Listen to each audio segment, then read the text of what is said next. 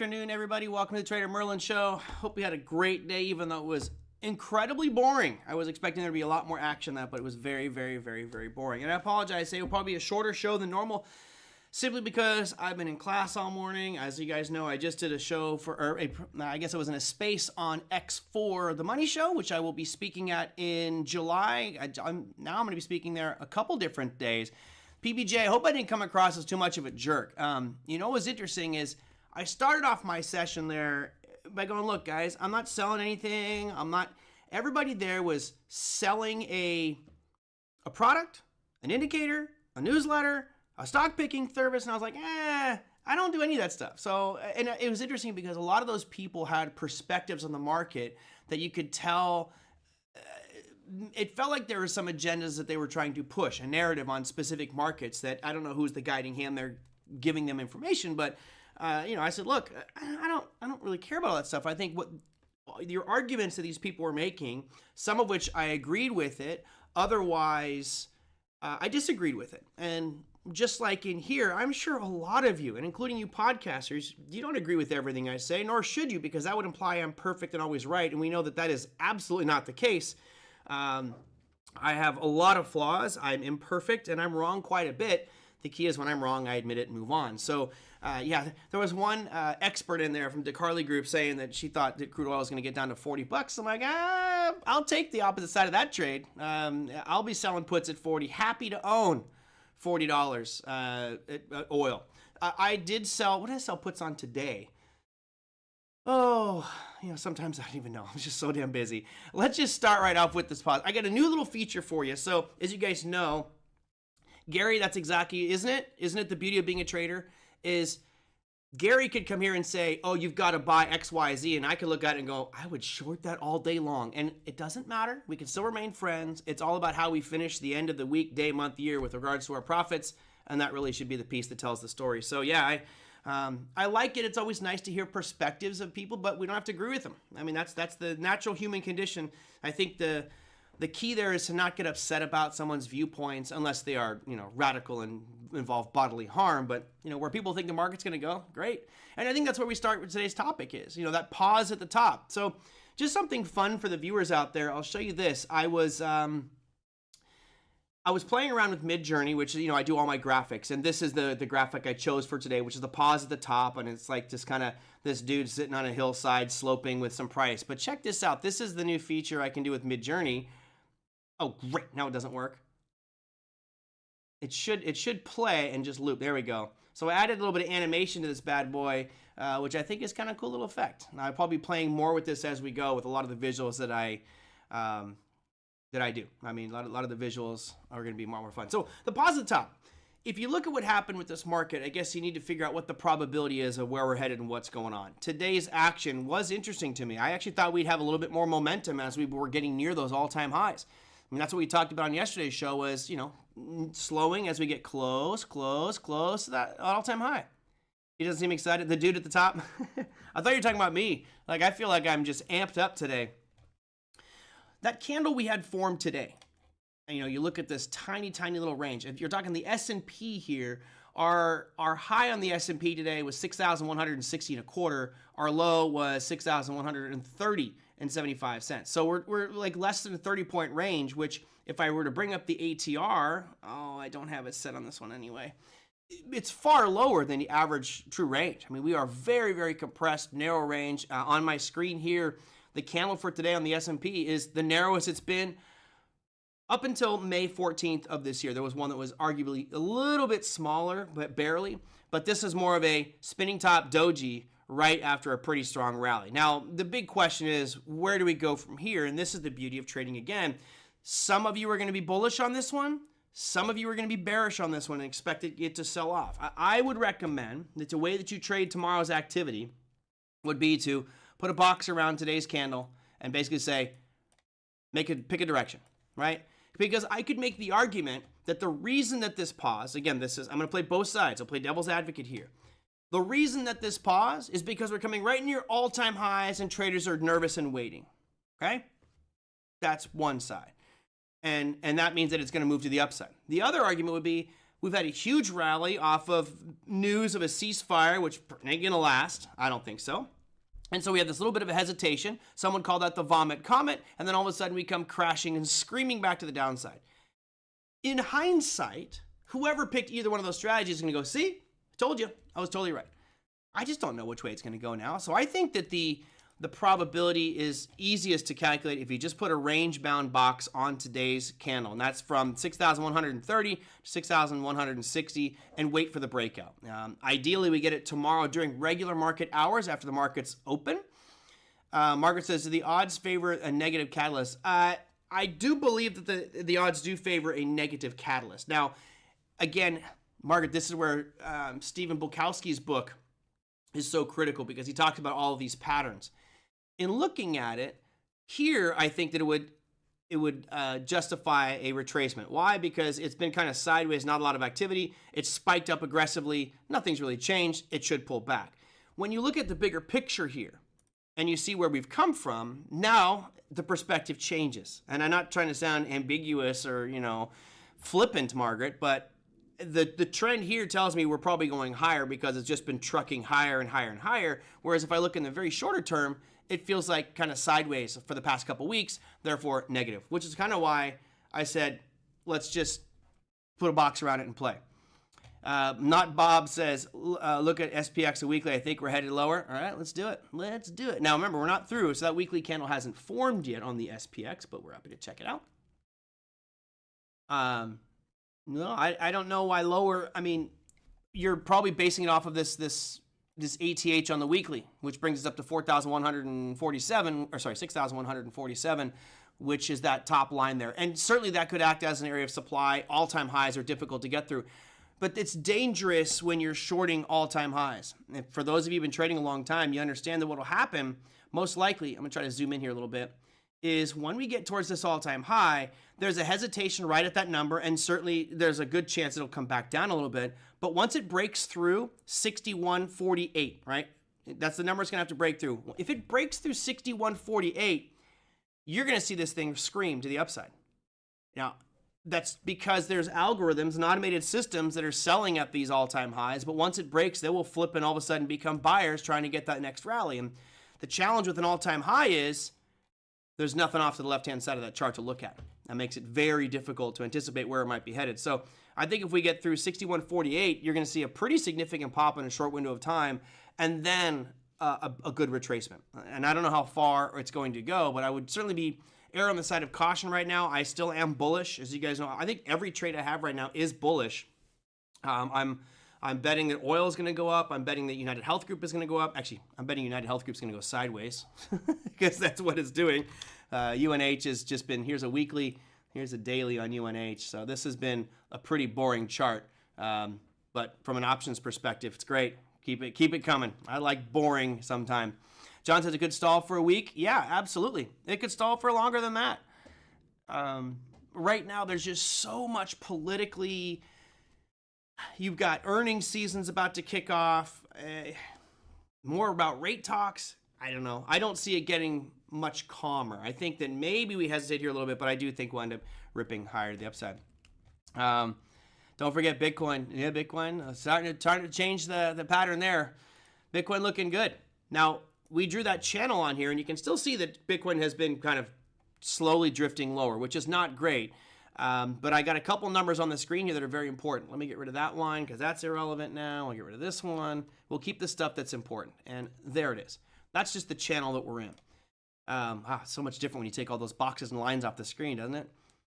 Right now, if you are looking at Bitcoin and you're just playing price patterns, you should be looking to go short on this one. Now, I am not. I will not be looking to short Bitcoin because if we do get above this, I think all-time highs are in play and we could be at 112 by the end of next week. So what do I make of the Bitcoin gaps? Well, that's on the future side of things, Margaret. Remember, this is the market's closed and there's that rollover period on the futures markets where they will gap up. I don't make much of it other than Bitcoin's price was moving strongly. Here is the Bitcoin price chart. Oh, man, I got all kinds of stuff in here. You know, there's no gaps here. You got the gaps are removed once you go 24 hours. Could that be a bull flag? Well, that's an interesting way to look at it. Let me go back here to this chart. And it's all about perspective, isn't it, Les? So if you look at that chart, some people would argue that the impulse move up is not aggressive enough to be a bull flag. Now, if I switch this over to a weekly time frame, you could argue that is potentially a bull flag, which is this strong move up, which started the week of April 7th, and there we are with that bull flag. Now, if let's just say, hypothetically, and I hope that you're right, Les and Tofi, let's just say that that is the bull flag, and we get the breakout here. And let's say that's your breakout point. That means that based off of this, it's targeting a price on Bitcoin of 146. So great. Obviously, I would like that. I would love to see a 146 handle, particularly where this at this angle and slope as well, because that certainly would put my 250 price target for Bitcoin by November back in play. So yes, it could certainly be a bull flag pattern. I think what's important is understanding that you can torture a chart long enough and it'll tell you whatever you want to hear, right? If I go back to a monthly on this one, all of a sudden that picture doesn't look like a bull flag anymore. It actually looks like an incredibly strong security that's going to keep on moving to the upside. So if we were to do the Bob Dunn tribute, I should have like a Bob Dunn graphic just to pay homage to Bob. I mean, do you get more bullish looking in this chart? You got back in 2023, we're at 16,000, and here we are now at 108,000 in 2025. If you go into that weekly time frame, let's go. So that was a monthly. Here's your weekly. Still looking absolutely fantastic. Higher highs, higher lows, looks great. And then you look at your daily. The daily is the only one that looks a little bit weak, but in the bigger context, it should be moving to the upside. Yeah, I'm on Bob on a surfboard. Absolutely. I have some old graphics when I had him doing, when he was a guest on the show, we did one called Riding the Wave, and I actually photoshopped his head on a surfer riding a giant financial wave. I'll see if I can dig that one out. That was pretty good. Good one. So yeah, Margaret, I like it. It's been very good for my positions, as you guys know. Obviously, I'm still in MicroStrategy. I've been pretty, I almost should like start a little on my webpage where I just post the current positions that I'm in. It might be easy to go. Sol said, I was estimating my taxes if I sell Bitcoin this year, and no bueno. Hey, Sol, here's the reality. If you got to pay a ton of taxes, it means you made a ton of money. So yeah, it's terrible, but it's also a pretty good thing. I'd hold off as long as possible. I don't believe it'll happen this year, but there is this rumor circulating by crypto enthusiasts that Trump will remove capital gains taxes on crypto. I don't think that that's going to happen this year, and it really was not floated by Donald Trump. It was floated by Eric Trump, who said we should remove capital gains on Bitcoin, and to which my viewers know, if that were to happen, I will sell every crypto I have. Regardless of position, I'll sell every single one of them, and I will buy them right back immediately. Yeah, Margaret, I'd vote for that. Put that on a ballot. I'll vote for it. But please do it before November, because I want to sell before November. Oh, the beauties of it. With my luck, I'll sell all my crypto this year, have massive capital gains taxes too, and then next year they'll say, oh yeah, you don't need to worry about it next year. Oh, I missed my window. Anyway. Okay, so that pause at the top wasn't just for the S&P. You've got that small little spinning top there. I think that the prudent thing to do is just going to hold off and wait for it to break direction. You've got not only the top of it today, at your high point on this is the S&P futures, you're at 6,160, and that all-time high on the futures is 6,166. So 6 points away from the all-time high, which literally is 0.1%. That's nothing. I would wait for it to break out and break to all-time highs or have a correction, which I think we're probably more likely to have a correction.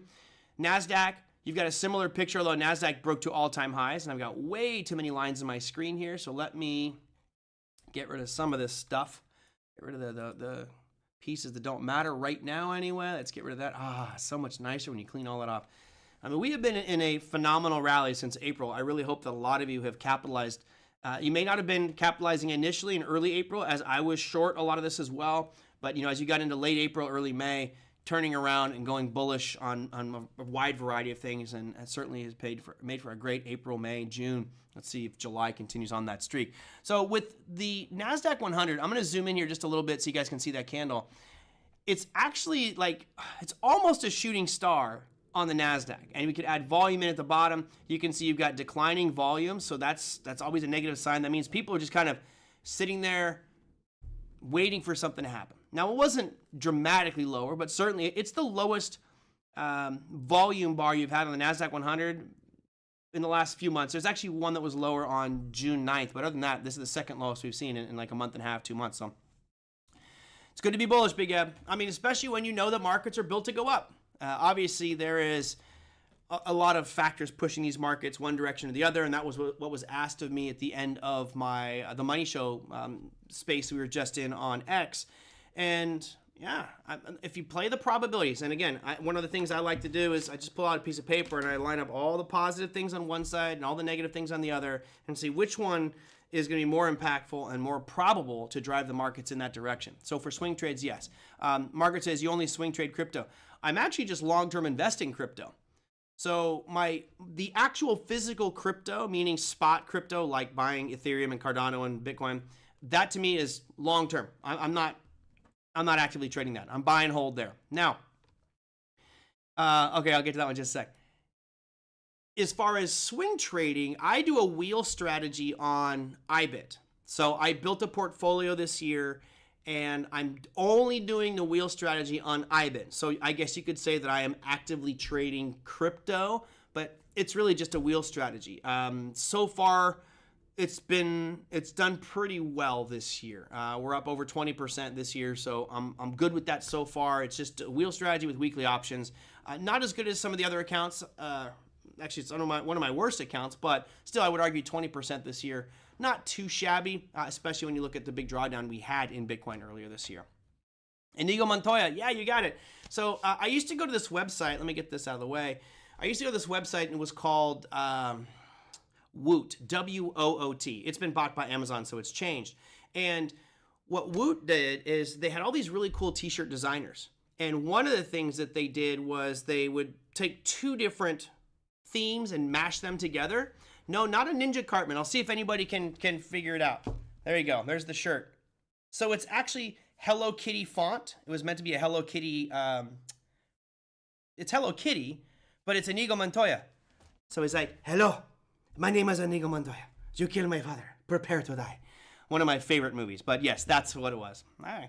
You guys are paying attention to the video, I see. Good thing I got the stream there. So yeah, it's one of my favorite shirts. It's so silly, and every now and again, somebody will just go like, I love that shirt. That's a good one. I'm like, yeah, thanks. I like quirky things that make you think, obviously. All right, what else we got? Let's continue on going through our kind of major pieces here. One thing that was brought up by one of the presenters today was the dollar index, and I had to agree there. And again, I'm not trying to befriend anybody or be an enemy of someone. If you look at what's going on with the trend of the dollar index here, I've got that yellow box drawn for a reason. It's just trending lower and lower. And I was expecting there to be a pause and a bounce from this level. But today, like the low end of that box, really it's the lowest point we've seen for months and months, the last year or so, is 97.69. Today, our low was 97.64. So technically we broke below it and we actually closed above it, but it's right there. If the trend is your friend until the bend at the end, this means that dollar index is going lower.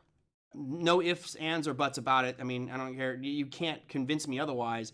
The trend line, no matter where you draw your trend lines from, you can even pick it from this high point here and go, it doesn't matter. We're going lower. It just feels that way. Now, if that happens, if the dollar goes lower, look for commodity prices to do well. Right? If the dollar goes lower, that means that foreigners can buy more gold. They can buy more oil. They can buy more platinum, palladium, the stuff that's priced in USD. So this could be good for commodities if this continues to drop. So that's something to keep an eye on as well for those of you who are bullish on gold and silver. Here's your chart of gold, which, that's Bitcoin. Here's your chart of gold, which really has not looked great. Yeah, I mean, it's still in an uptrend, but it just doesn't have the same chutzpah. I don't know. It doesn't have the same strength anymore. It really felt like it was just the king of kings, and now it's just kind of fizzling out. If you look at SLV, my husband likes Garfield, and this is premium YouTube. Oh, nice. Well, I don't, as you guys know, my rule, I change it. I was doing commercials because I thought, hey, I'm doing this every day. Why not make a little bit of money on it?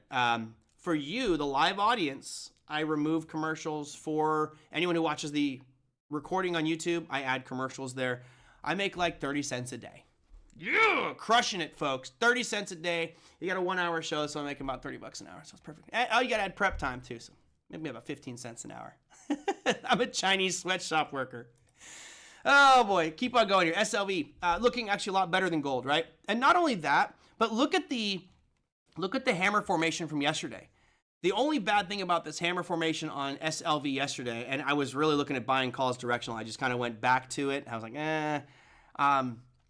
you've got the hammer formation here, but there wasn't really a strong point where I expected that tail to bounce off of. Ideally, it would have come all the way down and closed this gap at $31.33, but it didn't, so I didn't make that play. Although, you know, the rules I have for hammers and shooting stars are very simple, right? You guys all know them. You just put a high across the high of the previous candle of the hammer formation there, and that would have had a buy point at 32.63, and here we are rallying higher to the upside at 33 bucks. I mean, it's only 40 cents, but that's still a decent rate of return. Let's see what else I have on here. We talked about commodities. You had crude oil again. I am still bullish on crude oil. The chart doesn't look that great, right? We had an up day. It was up 0.85%, but it's still just fizzling. I have, I'm not outright on crude oil. I am on USO is what I'm looking at. So here's USO. So I have the $71 strikes on USO expiring Friday. I'm fine if I get it. I mean, here we are Wednesday. If it gets there, wonderful. I'm happy to own it at 71 bucks. But all in all, I think that oil will probably be a beneficiary of that weaker dollar, and I do think that the Middle East tensions will spike back up. Now, Big F says oil is going less than 60 in the second half of this year, maybe 56 before year end, maybe it could. You never know. I just don't feel like we've wrapped up our tensions in the Middle East, and that it's definitely a big play. But I also went a little bit further out than a little bit further out of the money and got a decent amount of premium for just 4 days, which is totally fine to me. What else do we have on here? I think we can pretty much call it a day on the yield. So here's your 10-year yield. We broke below that, 4.3%, talked about that, and now we are continuing to move lower. So not good here. Can we check Palantir? You mean PLTR? I think you mean Palantir. I mean, what's to say about Palantir? Other than it looks incredibly bullish, and the candle you have today is a shooting star. I would be inclined to short Palantir tomorrow. Only if we break the low. So if you look at this candle here, it's not really a shooting star, but it definitely showed some weakness on a day when the equity markets were, paused as well. So not that big of a deal. Big X is one of his favorite longs. Yeah, you are definitely going counter trend trade here if you tried to short Palantir. Had a phenomenal run. I mean, this thing looks absolutely fantastic. Long term, I'm definitely bullish on Palantir. I think I told you I have a friend of mine who's in the tech industry. He builds database infrastructure, and he's like, dude, Palantir is amazing. Buy it. I'm like, oh, wow. That is Big Eb. So Big Eb, you might be the co-host here today. We go out to, here's FinViz. Yesterday I did a show because Microsoft was the king of the world. Man, the race to the $4 trillion market cap company is on, folks. Look at Nvidia, $3.74 billion. Unbelievable. Absolutely crushing it, moving to the upside. We might want to put a bet on here saying, who's going to be the race to first to get to $4 trillion. The first company ever to be $4 trillion. Microsoft is at $3.65 trillion. Nvidia, $3.74 trillion. And old Apple, because of today's gains, just tipping across the line back into the $3 trillion club. But yeah, what a phenomenal run for Microsoft and for Nvidia. Take a look at the Nvidia chart. Man, I mean, today's action was great. 4.33% move to the upside. All-time highs. Absolutely screaming. What can you say bad about Nvidia? Really nothing. And we've been talking about for a long time on how Nvidia is still the king. Even when we had that discussion about AMD the other day and their new chip, and people freaking out that AMD is going to cannibalize their business. No. Here, think about this. Nvidia is the most sought after chip. Their chips are the most sought after for any big player in AI. But they are literally going to customers, and I'll just throw out a name, let's say Ford. Maybe Ford wants to add some AI into their model, and they're literally going to companies going, we don't have the capacity or the team to support you, so you're going to have to go elsewhere or go on a waiting list. And it's like, if you don't have $1 billion to play, NVIDIA's not messing with you. So while people go, hey, you know what? NVIDIA is opening the door to competition by AMD. I argue that NVIDIA knows that this is a problem, and the leakage of people they can't service goes elsewhere. But what was probably going to happen is they're going to ramp up their employees. They will scale out their business more, now accommodate more demand, fit those customers that were underserved before, now become served, increase production capacity, and service everybody, which to me means more upside potential for Nvidia. Until AMD gets that chip online, which, by the way, it's not even there yet. It's just all talk, and yes, we're developing it.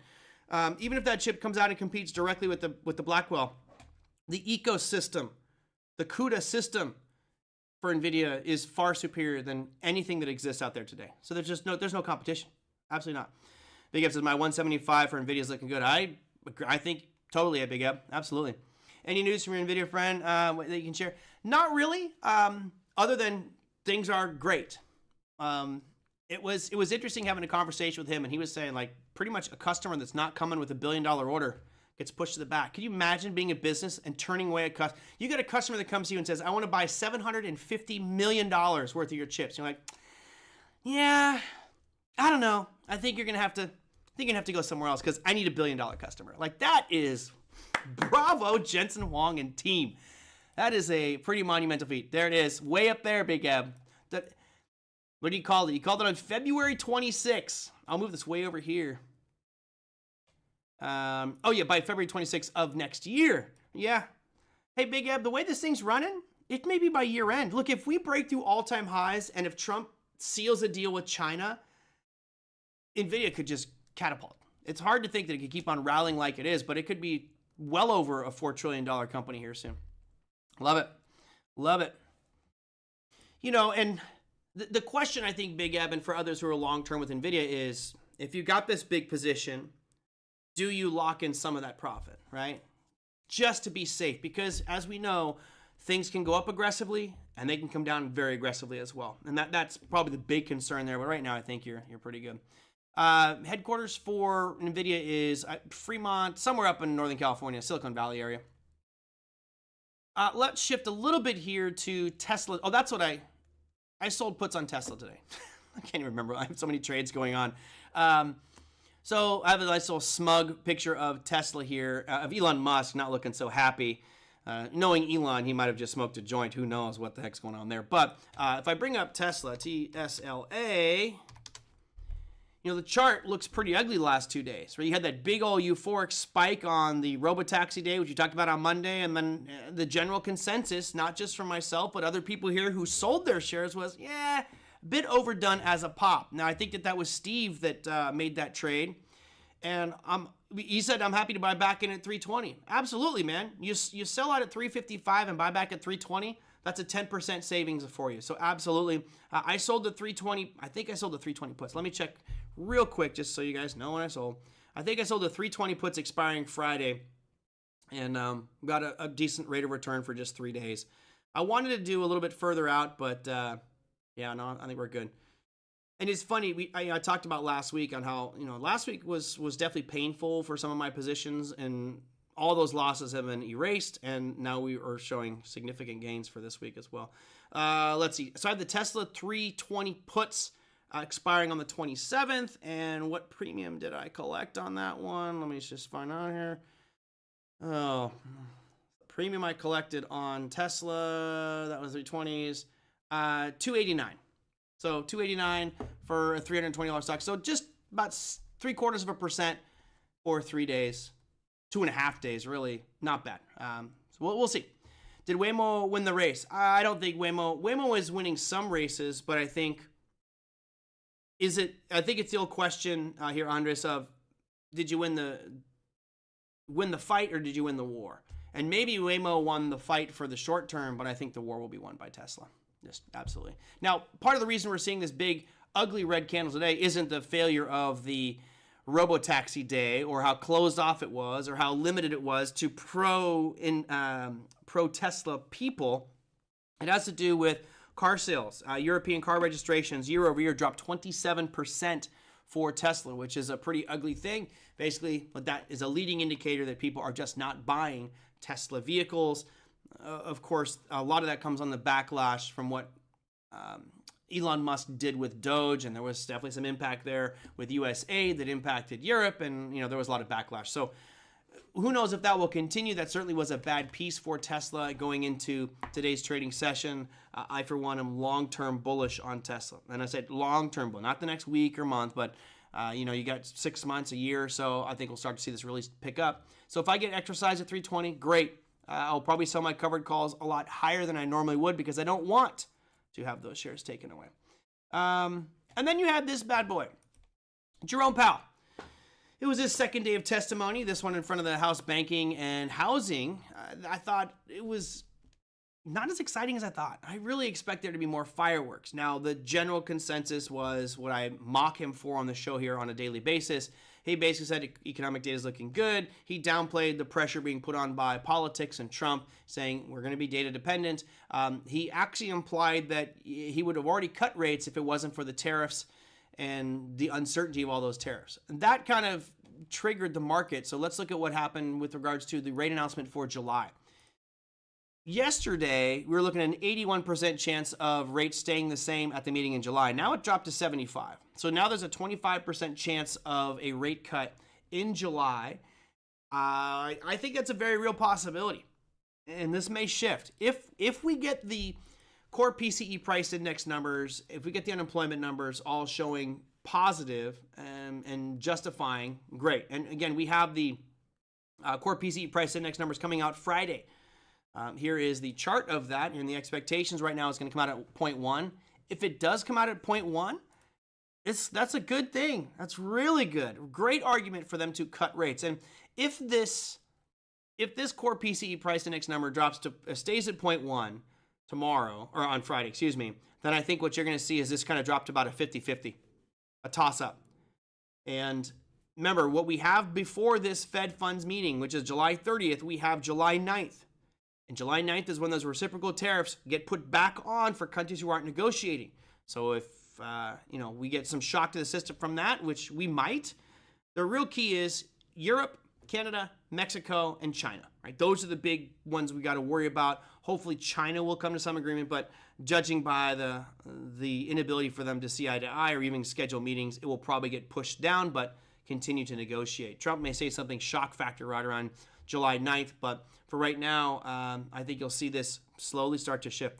Is the tariff excuse a face saver for Jerome? I don't know if it's necessarily a face saver. I think that he's just concerned that inflation could surge, and what he doesn't want to do is cut rates and all of a sudden rip them right back up. That would make him look even dumber. The reality is what he's doing right now is not hurting the markets in any way, right? By staying right where it's at.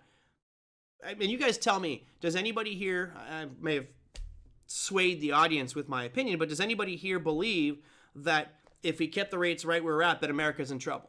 That it would hurt us to keep those rates right where they're at? The data supports Jerome Powell keeping. I mean, we could go back and look at a bunch of different data here. Here's the unemployment numbers from the first of the year. Let me show you here. This is the last unemployment number reading, 4.2%. Does this look perilous? It's been flat for a year now. That to me that's under control. Yes, it did rally aggressively, but here we are going sideways. If you go to the inflationary stuff, we already showed you that with the core PCE. If we go to GDP numbers, which are not good, let me go to the week for GDP. I think we have a GDP number. Is it Friday? No. I'll move away here so I can scroll without torching your eyeballs. Looking for our latest GDP number. Was that last week? Losing track of days here, my friends. Losing track of days. I will turn this on to US Filter. I really don't see the impact of why this is being bad for him to keep rates right with that. It's just pressure. Would the economy, would the markets, would institutions love to see rates go lower? 100%, without a doubt. But he doesn't have to. It's not impacting the markets in a real negative way. Where is that dang GDP? Time is flying here. The Fed does not want to act preemptively. I agree, Andres. And that's their norm. Jeez, where is our dang GDP? I cannot find that number. Anyway, I'll scroll on. But our GDP number is the only real piece of economic data that I look at and go, that doesn't look good. I'm going to find it before we end the show today. That's for dang sure. Let's see, GDP. There it is. Final GDP number. So our current GDP looks like this, and I'll zoom in on it. It's slightly drifting lower. This is not good. Again, this is annualized. So this is tomorrow. Yeah, I thought it was coming up here. It is going to be tomorrow, that GDP number. Expectations are it's going to come out at a negative 0.2. Now, what that means is, you guys see this where my cursor is here, the June data will drop off. Remember, the June data was a 1.4. So the 1.4 is going to drop out, and it's going to be replaced with a negative 0.2. So if you got a calculator, you can probably figure it out. But we are probably going to see this GDP number fall from 2.4 down to 2.1 or 2%. That's not good. So that is also an argument for Jerome Powell to snip, snip, cut rates to stimulate the market, to get GDP back up. So it really is going to be interesting to see what happens tomorrow with the GDP number, and then as we get close to this July meeting, what that rate cut looks like. If you look at the end of the year, it's shifted, folks. It shifted quickly. Remember, there was like a 30% chance of a 2 rate cut year. Now, all of a sudden, it's a 41% chance of 3 rate cuts this year. I don't think we're going to get 3 rate cuts. I think 1, maybe 2, but I don't think we'll get 3.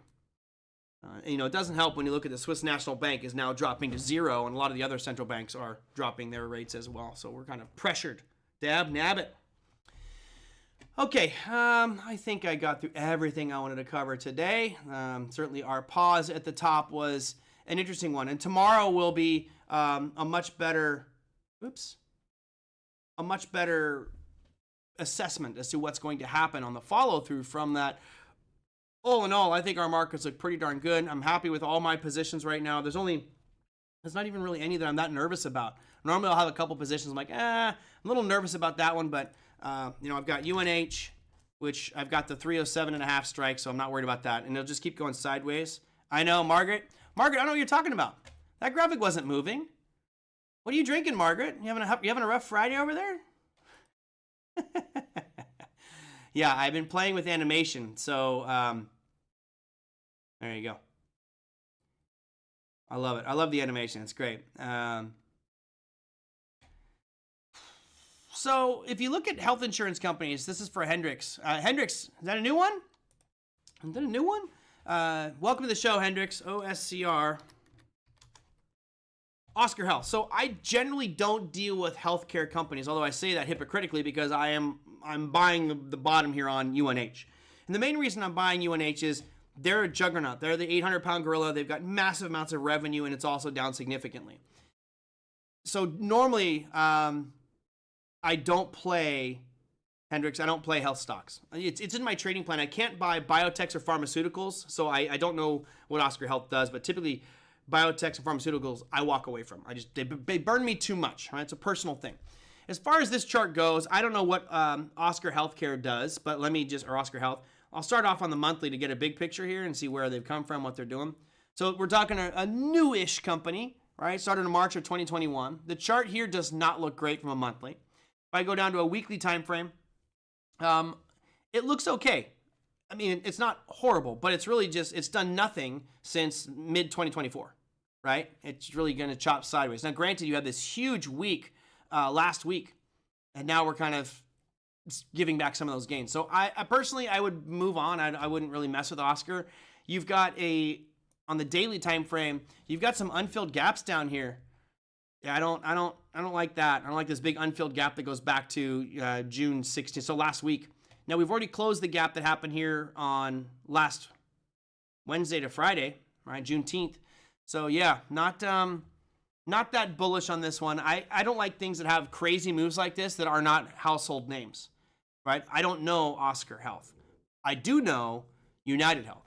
If you look at volume here, that might be another piece. You certainly had you'd have pretty high volume on this, man. 17 million today. If you go back here into its low periods, you're doing 3 million a day. So it certainly meets my volume requirements, Hendricks. But I'm a bigger fan of UNH, even though it looks absolutely dead. I'm long it and I'm selling covered calls. So I'm generating weekly premiums, and the premium's pretty darn good on this bad boy. I think it's bottomed out. I think it's stalled, and I don't expect it to be a huge rally. But ideally, what will happen is this thing will slowly drift up, and my covered calls will be just above where it ends the week for strikes, and I'll keep it going for quite some time. So there we go, Hendrix. Thank you for the question. Hendrix, if you're new, hit that like button or subscribe button. We do the show every day. We'll try to. That said, let me give you a big heads up. I was asked by the Money Show people, which I'm super excited to go speak at the Money Show. Initially, I was just supposed to do a presentation on Tuesday morning. That was going to be at 10 a.m. or 10:30 a.m. to 12:30 a.m. And there is the info there. If you go to Money Show, you can click on that. Maybe I'll put a link in the description. Now they asked me to be part of a panel on Monday. So I'll be on the panel Monday afternoon. And now they've asked me to stay till Wednesday and be on a panel from 6 to 6:30 p.m. on Wednesday. So I will be staying in Vegas longer than anticipated. What does that mean? That doesn't mean good things for you, the audience. What it means is I won't be doing a show Monday, Tuesday, or Wednesday of July. July, 14th, 15th, and 16th. I'll be out of commission. So I thought about trying to do one from my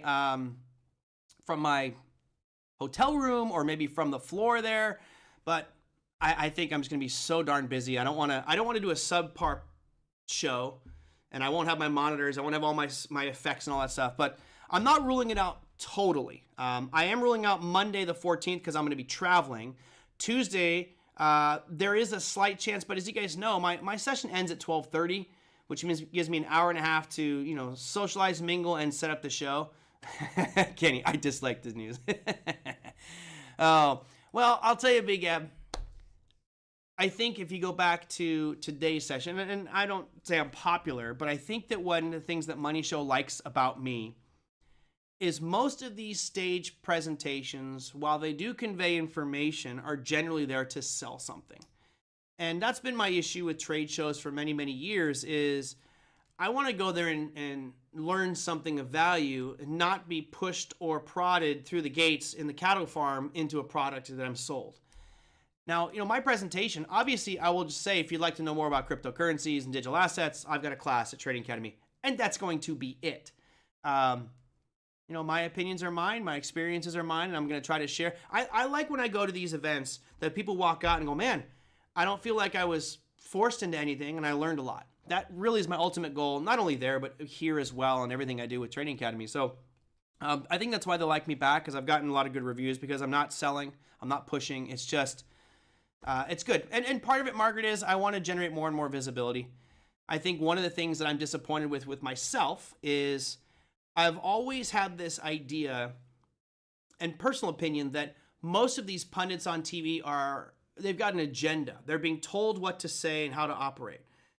In a perfect world, I would love, if I had my say of professions right now, what I would love to do is I would love to have a show on one of the major networks, CNBC, Fox, Bloomberg, whatever, have a half hour or a 1 hour show every day. That's like this, where I'm not reading a teleprompter and I'm not reading specific ads from sponsors. They can run the commercials. I'm not going to be pumping their stock and telling people you got to buy General Motors because they promoted the show. I want it to be a real show where people actually trade. And most of the stuff I see is people just selling stuff that don't trade. So if you got connections, let me know. Anybody got connections in Hollywood? I've never had a connection in that industry, so I've never been able to do it. But the show would be 30 minutes to an hour, talking about basic, simple market stuff that most shows do, but then go into portfolio management. So we're going to do like a 5-minute segment that shows the updates to the long-term portfolio. And the long-term portfolio would be, these are trades that we're sitting on for the next 6 months to a year. And then I've got an intermediate portfolio, which is, hey, here's swing trades that are 30 days. This is the wheel strategy here for 30 days. And I got another account that will do live, actual real trades, wheel strategy for, let's say, weekly. And maybe even have like Larry do a session on 0 DTE and live trade that with real accounts with real money. Most of the stuff on TV, I think, is BS. I think it's lies. And until I see an actual account with real money, I think they're all lying. Most of the people I know in the past, including he who shall not be named, who you guys know I despise, a lot of times they're making all these claims of all the trades that they're making, and if you looked up, they covered the little button there that says simulator. It's in sim. Come on, don't try to tell me you're trading in sim. Now, if I were to charge for this show, it would be I'd like to come up with an API interface where you could actually see the real account balances, not only the amount of money that's in that account, but the positions that are open. Because this is free, I'll just tell you what I'm in, but when I mention my trades, those are not paper trades. I'm in it with real money. So unfortunately, I have no connections, but I would love to do that. It'll be a great show. And maybe just call it real money. And the whole people understand that it's actually somebody who trades. It's not it's not some charlatan. There's so many fake people out there in the trading world. I would say the vast majority, yeah, exactly, Margaret, just an order taker. Good example, an order taker who says, oh, I traded on the floor of the CME. That's where I traded. Okay, I'm a great trader. No, you're not. You took orders. That's like the window teller at McDonald's saying that they're an amazing chef. First off, you're not an amazing chef if you're a chef at McDonald's, but you didn't even make a burger. You just took my money at the door. You sent the order to the back end. That is the issue with, Voldemort. I'm going to call him Voldemort from now on. He who shall not be named. So yeah, be careful with these experts out there. I'm sure some of you are actually tracking the trades and performance. And at the end of the year, I'll show you what this account has done. I'll show you what my iBet account has done, and other accounts as well. No reason to hide it. No reason to hide it. Oh, anyway. Now, wait, get me all worked up, Margaret. I've noticed that no one at the Money Show seemed to know much of anything about crypto. They actually sounded like it was something new. Yeah, Gary, it's unfortunate, and that's okay. I don't know if, Gary, were you in the session that I did, the X space we just did? Part of it is when you have a new market. Well, actually, let's take a step back. When you have an industry, a lot of these people get very specific in their area of expertise. So when the Carlyle group or whatever, she had a couple market segments that she was an expert in. And I say expert because it's just her opinions of the data that she's analyzing, right? Some other people are talking about their indicator. And you heard that today, Gary. People are like, oh, well, I've got this indicator and our indicator tells us this. You know what indicator everybody in this room uses? Gary's new, folks. What indicator do we all use? What is the only indicator that matters in trading and investing? Hit it in the chat. My room knows. What's the only indicator that you should be looking at? Yeah. Capital P, capital R, capital I, capital C, capital E, price. I hate when somebody tries to convince me that, oh, well, my Shaken oscillator is amazing or my Bollinger Bands. Like, they're helpful. They're a crutch. This is what's important. Price. And I don't care whether it's oil, crypto, you name it. So crypto's just new. And I think that's what has people nervous about it. But, as I mentioned in that session this morning, the Genius Act opens the door and says, with unequivocally, this is not going away. Digital assets are here to stay. We're starting with the stablecoin piece. The next step is the Clarity Act, and then from there, we can now figure out which of these 30 plus million projects in the crypto space will be legitimized, which ones will be pushed out of America, and which ones are on the fence. And that's how we build our portfolio and make the trades on them. So, yeah.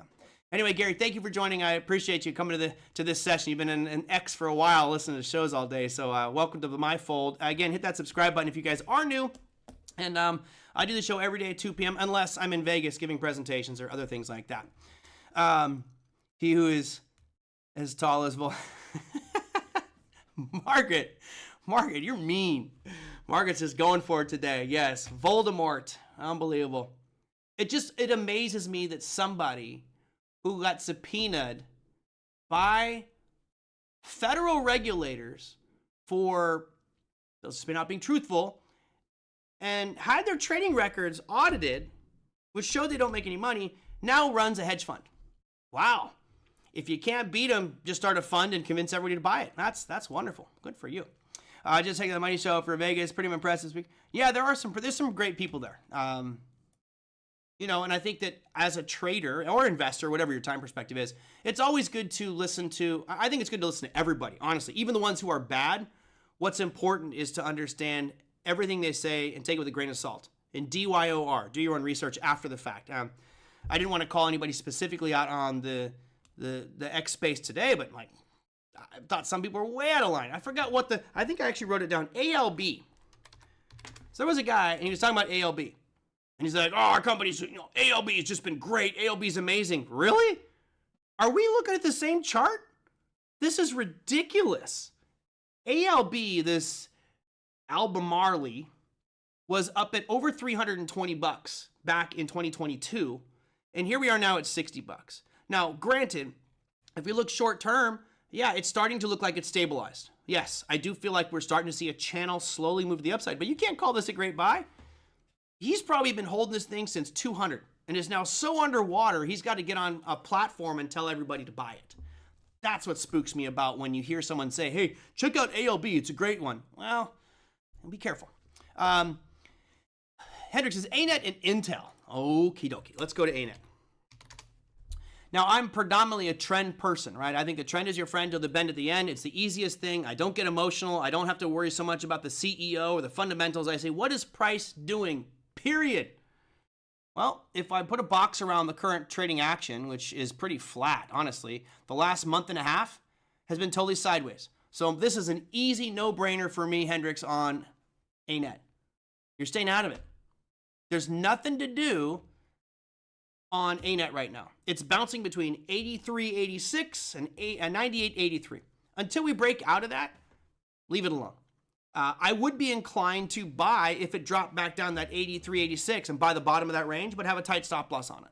So trend-wise, doesn't look great, just sideways. If you're a spread trader with options, this might be a great opportunity as well. And let's see, what else did you want to let you at Intel? Yeah, we've talked about Intel quite a bit. Intel is just a total dog. We've mentioned this one quite a bit. What is nice is it's starting to show some higher lows. Now, it is by no means out of the woods yet. It does not look great. But I will put a line right across this high we see here on May 13th. That high is $22.88. And we've been getting very, very, very close to that one. As Margaret says, curling up. Yeah, it does feel like there is some pressure pushing this to the upside. And again, someone may tell me about their production facilities or new plants or CEOs. That's all fine and dandy, but I'm not trading a new CEO. I'm not trading a new productive line. I'm trading this price action. So the probability right now looks to me like you're going to have a pullback in Intel to close to 21, probably 21.50, and then continue to move to the upside here. Tofi says cup and handle. You could argue there's a cup and handle building there. It's a pretty wide handle on this thing, but yeah, it's definitely the key point here is those lows we experienced in April. We didn't even get close to them here in June. So now that we're at this neckline, if we get a pullback, as long as it doesn't get down below $19.50, this thing's still going to look good. So I'm liking Intel. There you go, Hendricks. I am very simple when it comes to chart patterns. Margaret is just poking the bear today. Circle, huh? Look at that chart. Down another 10%. Well, I did not take another stab at it. I was going to buy some more puts directionally expiring in July, but I said I've got too much on the line. My position is still underwater. As you guys know, I have the 120s expiring way out here. That yellow line is my goalpost. It's not feeling good right now, but it's doing what we thought it would do. It's doing what I thought it would do, which is sell off. There's just no way you can justify it. I don't care who you are. You can't justify that this thing is worth 198 bucks a share. So I think the right thing's happening. Do we get back down to 120? Probably not, but that's a long ways away. Roll it will become profitable. I got to run. I'm sorry, VB. We did talk about silver earlier. I like silver a lot more than I like gold. Definitely like silver a lot more than I like gold. Okay, let me go into your economic calendar for mañana. We already talked about it a little bit. Let me clear out my filters here so I can get all that going for you. For Thursday's session, the big piece is going to be that final GDP number. That's 1 hour before the market's open. But you have a whole bunch of other stuff. You've got durable goods orders, you've got trade balance, you've got wholesale inventories and FOMC members speaking, as well as unemployment claims. So tomorrow's a busy day. Keep in mind that stuff is all 1 hour before the market's open. And then if we look at your earnings calendar, which I do not have ready for you, but let me check that out right now. There are a couple of names on the earnings calendar list. Micron reported after hours today, and man, they were ripping to the upside. Oh, wow, they gave a lot of it back. They were up like 6% at one point, now only up 0.31. Let's see. Here's what you got cooking for tomorrow. I will sort them by market cap. So you've got Nike is your big domestic one reporting tomorrow. You got McCormick and Company as well as Walgreens Boots Alliance and Acuity. Okay, I'm out of breath. Man, been a long day. Busy, long day, and some great trades along the way. So thank you guys that joined for the X Space today. Hopefully we'll get invited back. Hope I didn't piss anybody off too bad on that session or offend anyone by my comments. But as traders, we all have our own opinions, and I don't have to agree with those people in the room. They're going to make trades off of their analysis and make their money that way. Of course, a lot of them make money off of selling subscriptions and things like that, but I'll make money off the trades that I make, hopefully. So thank you guys so much. Hope you have a fantastic remainder of your day. For all you new folks, hit that subscribe button or like the show if you enjoyed it. I will see you all tomorrow, same time, same channel. If you have something you want me to cover on tomorrow's show, email me, tradermerlin@gmail.com. Ciao. See you tomorrow.